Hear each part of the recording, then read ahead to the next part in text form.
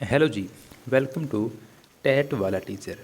आज हम करने वाले हैं सीडीपी का एक प्यारा सा टॉपिक जिसका नाम है लर्निंग डिसएबिलिटीज, अधिगम संबंधित विकार। काफ़ी इम्पोर्टेंट टॉपिक है और पिछले सी टेट में और टेट में यहाँ से क्वेश्चन बनते हैं। 2 से 3 क्वेश्चन हर बार बनते हैं, बल्कि आप PYQ उठाकर देखेंगे तो आपको यहाँ से क्वेश्चन मिलेंगे और आपके क्वेश्चन सॉल्व भी हो जाएंगे ये क्लास देखने के बाद। कुल 10 से 15 मिनट की क्लास है, ध्यान लगाकर देखना, आपको काफ़ी फ़ायदा होने वाला है आपके सी टेट में और स्टेट टेट में। आपको पता है कि एक एक नंबर की वैल्यू होती है, 90 नंबर पे पास होता है, तो अगर एक नंबर भी कम रह गया तो वह आपका पास नहीं मानेंगे। इसलिए क्लास को ध्यान से देखें, प्यारी क्लास है, साथ में फ़ोटो लगा रखी हैं जगह जगह पे ताकि आपको समझ में आए। फ़ोटो से हम जल्दी समझते हैं टेक्स्ट के मुकाबले में। ठीक है, करते हैं टॉपिक शुरू। अधिगम संबंधित विकार। एक बच्चा अपने सिर को पकड़े हुए है, उसको कुछ समझ में नहीं आ रहा है। कारण क्या है, कारण क्या क्या है, वही आज डिस्कस करने वाले हैं। देखिए, लर्निंग डिसेबिलिटीज़ केवल लो IQ की वजह से नहीं होती हैं, इसके अन्य कई कारण हो सकते हैं। जब बच्चा गर्भावस्था में था तो उस समय माँ की कोई बीमारी उसको परेशान कर सकती है, या अन्य भी कई कारण हो सकते हैं। चलिए देखते हैं एक एक करके सभी डिसएबिलिटीज़ को। देखिए, सबसे पहले है डिसलेक्सिया, और सबसे अधिक क्वेश्चन इसी से बनते हैं, इसलिए इसको ध्यान से देखेंगे। देखिए, डिसलेक्सिया को हम एक ट्रिक से लिंक भी कर लेंगे, उससे पहले इसको जान लेते हैं। यह रीडिंग से संबंधित होती है, पढ़ने में दिक्कत होती है इस डिसएबिलिटी में। कैसे दिक्कत होती है? बच्चा सा को वाज पढ़ता है, गोड को डोग पढ़ता है, बी को डी पढ़ता है। ध्यान रखें, बच्चों को देखने में दिक्कत नहीं होती है। कई बार क्वेश्चन ऐसे आ जाएगा कि डिसलेक्सिया में बच्चे को देखने में दिक्कत होती है। नहीं, अगर देखने में दिक्कत है तो बच्चे का जो आँख का देखने का है जो, उसमें दिक्कत हो सकती है कि बच्चे को चश्मा लगवाना पड़े या कुछ अन्य कारण हो। लेकिन डिसलेक्सिया की वजह से कभी बच्चे को देखने में दिक्कत नहीं होती है। ठीक है, ये बात आप ध्यान में रखें। अब बच्चा पढ़ेगा गलत तो लिखेगा भी गलत, सीधी सी बात है। अगर बच्चा गोड को डोग देख रहा है तो वह अपनी नोटबुक में डोग ही लिखेगा, ना कि गोड।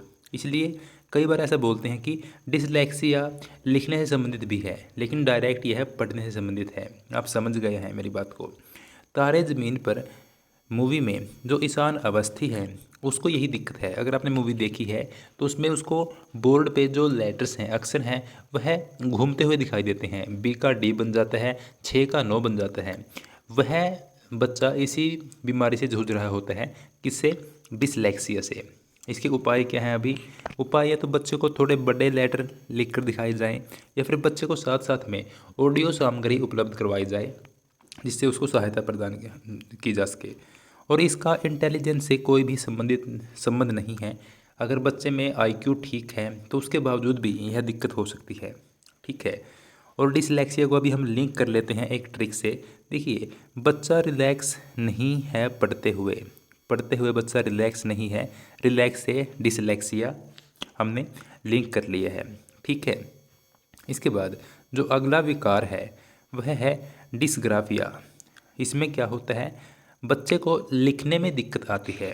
जो अभी हमने डिसलेक्सिया किया है, लिखने में उसमें भी दिक्कत आ सकती है क्योंकि बच्चे ने पढ़ा गलत है। लेकिन डायरेक्ट तौर पे अगर बच्चा ठीक पढ़ रहा है लेकिन सिर्फ लिखने में दिक्कत है तो उसको डिसग्राफिया है। बच्चा ग्राफ नहीं बना पा रहा है, ग्राफ नहीं लिख पा रहा है। इस प्रकार से इसको हम ट्रिक से जोड़ लेंगे। ठीक है, डिसग्राफिया को यहाँ पर एक प्यारी सी फ़ोटो भी लगा रखी है। इसके बाद जो अगला विकार है वह है डिसकैलकुलिया। अभी नाम से ही लग रहा है पता कि कैलकुलिया यानी कि कैलकुलेशन में दिक्कत है, गणना में दिक्कत है। ठीक है, और बच्चे को जोड़ घटा भाग गुणा करने में दिक्कत हो सकती है। जैसे यह लड़की इस फोटो में कर रही है, इसको दिक्कत हो रही है, यह कैलकुलेशन नहीं कर पा रही है। और इन विकारों को हिंदी में भी ऐसा ही बोलते हैं। डिसलेक्सिया को डिसलेक्सिया बोलते हैं, डिसग्राफिया को डिसग्राफिया ही बोलते हैं, और डिसकैलकुलिया को डिसकैलकुलिया ही बोलते हैं। इसलिए मैंने साथ में हिंदी में नहीं लिखा है, कन्फ्यूज मत होना। दोनों का एक समान ही उच्चारण है दोनों भाषाओं में। इसके बाद डिसमोर्फिया, यहाँ पर क्या होगा कि बच्चे को अपनी बॉडी शेप अजीब सी लगने लगती है। उसको लगता है कि या तो मैं ज़्यादा ही मोटा हो गया हूँ या फिर उसको लगता है कि मैं बहुत ज़्यादा पतला हूँ। हाइट के मामले में भी ऐसी दिक्कत हो सकती है कि उसको लगता है मैं बहुत छोटा रह गया हूँ या मेरी हाइट बहुत ज़्यादा बढ़ गई है। जिस प्रकार से एग्जाम्पल के तौर पे आप इस पिक को भी देख सकते हैं। अभी बच्चे को एक मोर दिखाई दे रहा है जो कभी छोटा हो जाता है, कभी मोटा, कभी लंबा, कभी पतला। इसलिए बच्चे को यह बीमारी हो गई है। इसके बाद है एफेजिया या फिर डिस्फेजिया, भी इसी के समान होता है। इसमें क्या होता है, इसमें बच्चा सही से बोल नहीं पाता है। बोलने की दिक्कत क्यों होती है, वह गूंगा तो नहीं है, वह वैसे तो ठीक बोल लेता है लेकिन उसको बोलने में दिक्कत होती है। ऐसा क्यों है, क्योंकि वह लैंग्वेज का इस्तेमाल सही से नहीं कर पाता है। उसके माइंड में इसकी लैंग्वेज की प्रोसेसिंग सही से नहीं हो पाती है। जैसे एक अच्छा एग्जाम्पल है इस पिक्चर में, वह हेलो को अपने माइंड में सही से नहीं बना पा रहा है, तो इसको बोलते हैं एफेजिया या फिर डिस्फेजिया। यानी कि उस पर एक ऐसा फेज चला हुआ है जहाँ पर वह सही नहीं बोल रहा है। ठीक है, इसको इस प्रकार से हमने लिंक कर लिया और ऊपर हमने मोर के एग्जाम्पल से भी लिंक कर लिया। मैं आपको साथ में ट्रिक इसलिए बता रहा हूँ क्योंकि बेसिक से आपको सारा डाटा आता हो, लेकिन अगर आप इसका नाम ही भूल गए कि कौन से में क्या दिक्कत थी तो फिर आपका सारा पढ़ा हुआ बेकार चला जाएगा। इसलिए अगर आपको ट्रिक से नाम याद है तो फिर उसको आप जोड़ लेंगे। ठीक है, इसके बाद है डिस्प्रैक्सिया। यह क्या होती है, इसको इस परेशानी में, इस विकार में बच्चे को मोटर स्किल संबंधी दिक्कत होती हैं। यानी कि उसकी ग्रोस मोटर में दिक्कत हो या फिर उसके फाइन मोटर्स में दिक्कत हो। अभी उसके बॉडी के जो पार्ट्स हैं वो सही से कोऑर्डिनेट नहीं कर पाएंगे, उनका सामंजस्य नहीं बन पाएगा।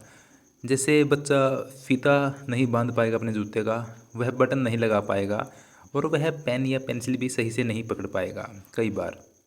इससे उसकी हैंड राइटिंग भी ख़राब हो सकती है। और इसकी ट्रिक क्या है कि बच्चा सुबह जब प्रेस करने के लिए, अपनी शर्ट को प्रेस करने के लिए प्रेस लेकर आता है तो वह उसको प्रेस पकड़ने में दिक्कत होती है।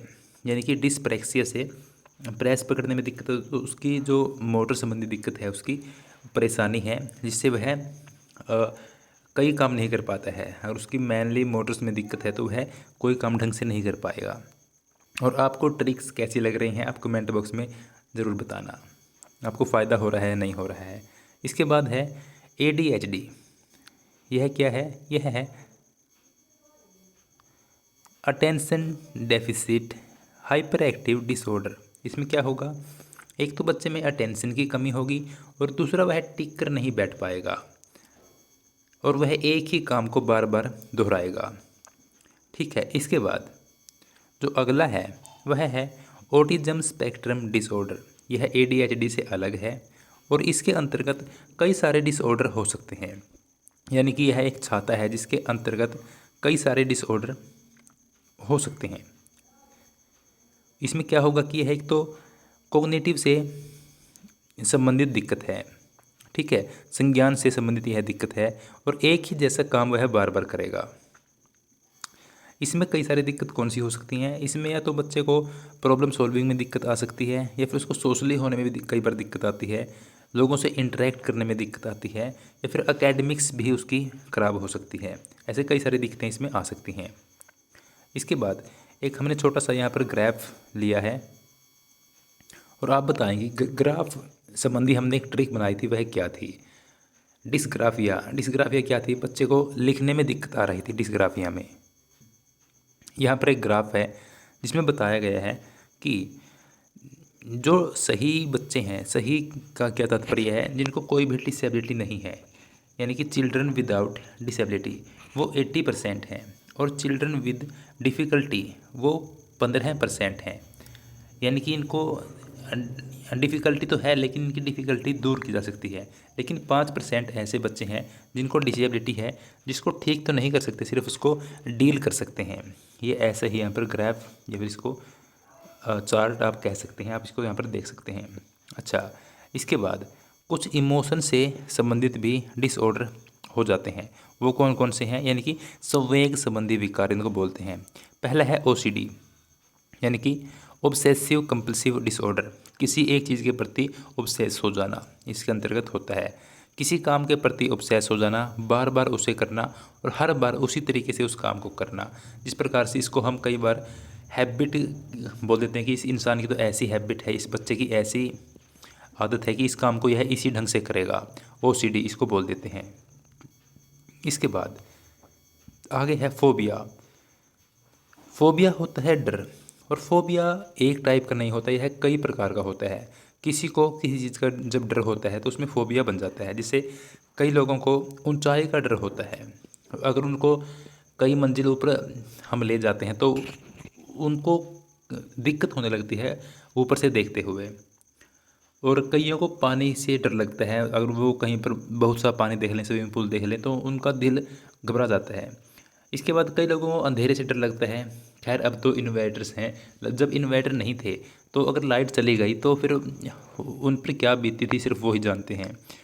कई लोगों को स्पीड से डर लगता है कि वो अगर गाड़ी स्पीड में चला रहे हैं तो उनको दिक्कत होने लगती है, जब साथ में बैठे हैं तो जब भी उनको दिक्कत होती है। तो ये कई प्रकार के फोबिया होते हैं। इसके बाद है डिप्रेशन। डिप्रेशन में लगता है कि सब कुछ बर्बाद हो गया या कुछ नहीं बचा है। इसके कारण कई हो सकते हैं, ठीक है। इसके बाद इसका लास्ट जो प्रकार है वह है सोशल विथड्रॉल। यहाँ पर बच्चा सोसाइटी में इन्वॉल्व नहीं हो पाता है, ठीक है। इसके बाद कुछ डिसऑर्डर ऐसे हैं जो एंजाइटी से संबंधित हैं, जो मेनली थे वो हमने ऊपर कर लिए हैं, लेकिन कई बार यहाँ से भी क्वेश्चन बना है। इनको आप देख लें, इनका आप स्क्रीनशॉट भी ले सकते हैं। जैसे हाइपर एक्टिव हो गया, अग्रेसिव हो गया, या फिर बेड वेटिंग हो गया। अगर बच्चा अपने बिस्तर को गीला कर रहा है तो उसको हो सकता है कि एंजाइटी हो, वह किसी परेशानी में हो। और सोशल विथड्रॉल भी इसका पार्ट हो जाता है। स्टैमिंग हो गया, जिसे हम कई बार हकलाते हैं बोलते हुए, तो वह भी इसी का एक पार्ट होता है। या फिर बच्चे को सुनने में या बोलने में भी दिक्कत आ रही है तो वह भी एंजाइटी का कारण हो सकता है। इसके बाद अभी हम 4-5 क्वेश्चन करने वाले हैं, जिससे आपको जो आपने आज क्लास की है उसमें से जो कुछ सीखा है उसी के बेस पर क्वेश्चन आपको बताने हैं।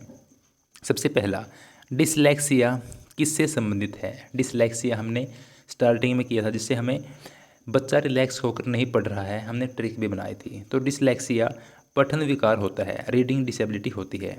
इसके बाद साइन ऑफ गिफ्टेड चिल्ड्रन, इसमें क्या आएगा कि बच्चा अगर अभिव्यक्ति में नवीनता दिखा रहा है, वह क्रिएटिव है, उसकी क्रिएटिव आइडियाज़ हैं और बच्चे में जिज्ञासा है कुछ सीखने की, तो ये जो सभी हैं ये सभी संकेत हैं कि बच्चा गिफ्टेड है, यानी कि उसको किसी प्रकार की कोई डिसेबिलिटी नहीं है या फिर वह रुचिकर है कामों में, ठीक है। यहाँ पर जो फोर्थ अगर यहाँ पर ऐसा पूछा गया है कि साइन नहीं है, not a sign of gifted children, तो यहाँ पर जो फोर्थ है उसमें कुछ अलग दे देगा, जिससे आपको पता लग जाएगा कि हाँ ये 3 तो साइन हैं गिफ्टेड चिल्ड्रन के, गिफ्टेड चाइल्ड के, लेकिन चौथा पार्ट नहीं, चौथा इसका जो ऑप्शन है वह गलत है, ठीक है। इसके बाद जो अगला क्वेश्चन है, दृश्य विकार के साथ कक्षा 5 के छात्र के साथ, एक तो जो क्वेश्चन बनते हैं वह ऐसे बनेंगे कि कक्षा 5th न लिख के ऐसे 5 लिख देंगे। तो आपको ये भी ध्यान रखना है कि ऐसे क्वेश्चन ऐसे फॉर्म होते हैं, ठीक है। अच्छा, दृश्य विकार के साथ यानी कि उसको विजुअल डिसेबिलिटी है तो उसके साथ कैसा व्यवहार होना चाहिए?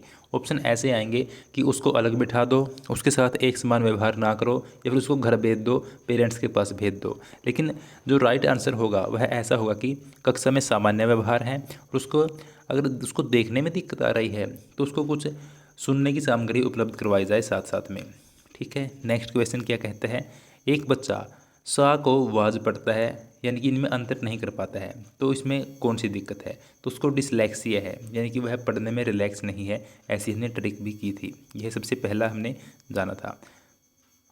अधिगम दिव्यांगता का कारण हो सकता है, जो लर्निंग डिसेबिलिटी है उसका इनमें से क्या कारण हो सकता है? उसकी सांस्कृतिक भिन्नता, यानी कि उसकी जो उसका कल्चर है वह अलग हो सकता है दूसरे कल्चर से, क्या यह हो सकता है? अच्छा, प्रसव पूर्व दवा का उपयोग, जब वह पेट में था उसकी माता के तो उसको जो दवाएं वह ले रही थी उसके कारण हो सकता है। शिक्षक की योग्यता, या फिर ऑप्शन डी साथियों द्वारा दिखाई गई उदासीनता। इनमें से जो ऑप्शन बी है वह सही आंसर हो जाएगा, कि लर्निंग डिसेबिलिटी का कारण यह हो सकता है कि जब वह उसके जन्म से पहले दवाओं का उपयोग हुआ हो तो उसके कारण उस पर इफ़ेक्ट हुआ हो। जो बाकी 3 ऑप्शन हैं वह इमोशन एंग्जाइटी के कारण हो सकते हैं, लेकिन वे लर्निंग डिसेबिलिटी के कारण नहीं होंगे। ठीक है।